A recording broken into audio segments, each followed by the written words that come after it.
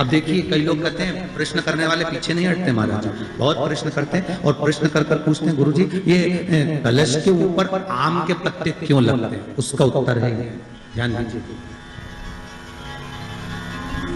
प्रश्न बहुत है तो उसके उत्तर भी बहुत है, बस उसको समझने वाला चाहिए।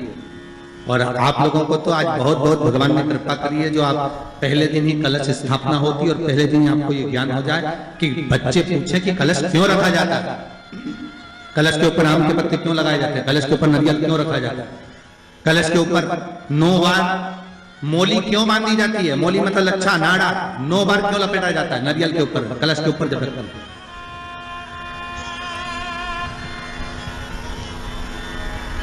कलश के ऊपर जब जब श्रीफल रखाता है, नारियल रखाता है, तो उस पर 5 बार 7 बार मोली नहीं लपेटी जाएगी, तो 9 ही बार लपेटी जाएगी। 5 या 7 बार लपेटते हैं तो कहते हैं कि लक्ष्मी की छिन्नता होती है, और वो 9 बार लपेटी जाती है तो भरपूर लक्ष्मी का भंडार भरती है। क्यों क्यों कहते हैं उसे?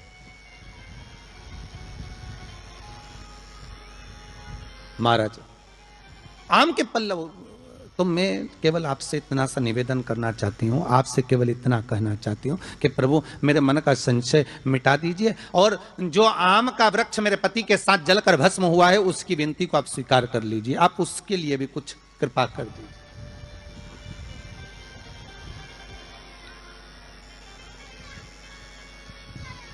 इसी को कृपा कहते हैं, इसी को करुणा कहते हैं, इसी को दया कहते हैं। भगवान बोले अब आप आई हो रति, ठीक है, मांगो क्या चाहिए, बस इतनी कृपा कर दीजिए कि आम के वृक्ष का भी उद्धार कर दो।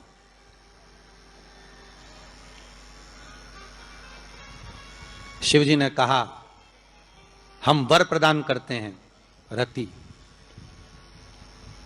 जहां शिव और शक्ति है, जहां 33 कोटि देवता इस कलश के अंदर विराजमान होंगे, उस जगह पर स्वयं कंठ पर जहां पर मेरा निवास होगा, उस जगह पर ये आम के पल्लव अमृत के तुल्य माने जाएंगे, और इनका निवास हमारे ही हाथ में, हमारे ही हस्त कमल में विराजमान होगा, हमारे ही हाथ में।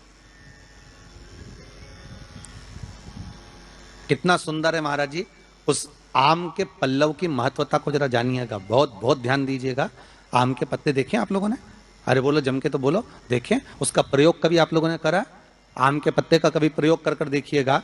अभी तो नवरात्रि चल रही है, नवरात्रे में जब 5वां दिन नवरात्रे का रहे, चैत्री नवरात्रे का 5वां दिन रहे, और मान लो कि आपके घर में किसी बच्चे की, लड़के की या लड़की का या मंगल विवाह नहीं हो रहा हो, या शादी नहीं हो रही हो, या उस लड़के लड़की के लिए बहुत प्रयास कर लिया आपने और उसकी शादी हो ही नहीं रही, अथक प्रयास आपने कर लिया और उसका मंगल विवाह नहीं हो रहा, तो ये देवी भागवत में स्पष्ट कहा गया है, देवी भागवत में वर्णन किया गया है, देवी भागवत में वर्णित किया गया,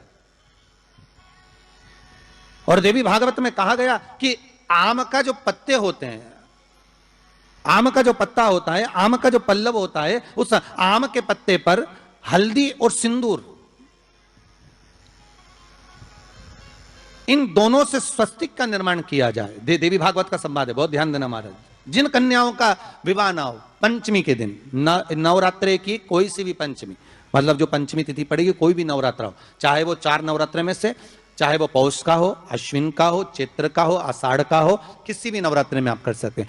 एक पान के पत्ते पर, एक ही पत्ते पर जो 2 स्वस्तिक बनेंगे, एक हल्दी का बनेगा, एक सिंदूर का बनेगा। बस अंतर इतना है, जो हल्दी का स्वस्तिक है उस पर कंकु के चावल, अर्थात रौली के चावल, रौली कुंकू के चावल रखना है, और जो सिंदूर का है उस पे हल्दी के चावल रखना। इतना रखकर जिस लड़का लड़की का विवाह नहीं होता उसकी हथेली पर रखकर उसका नाम और गोत्र बोलकर महाराज उसको ले जाकर नीम के पेड़ के नीचे उसको रख दिया जाता है। मात्र 3.5 या 4 महीने ऐसे रहते हैं जिसके अंदर उस लड़का लड़की का विवाह पक्का हो जाता है। जिसका विवाह नहीं होता केवल उसी के लिए,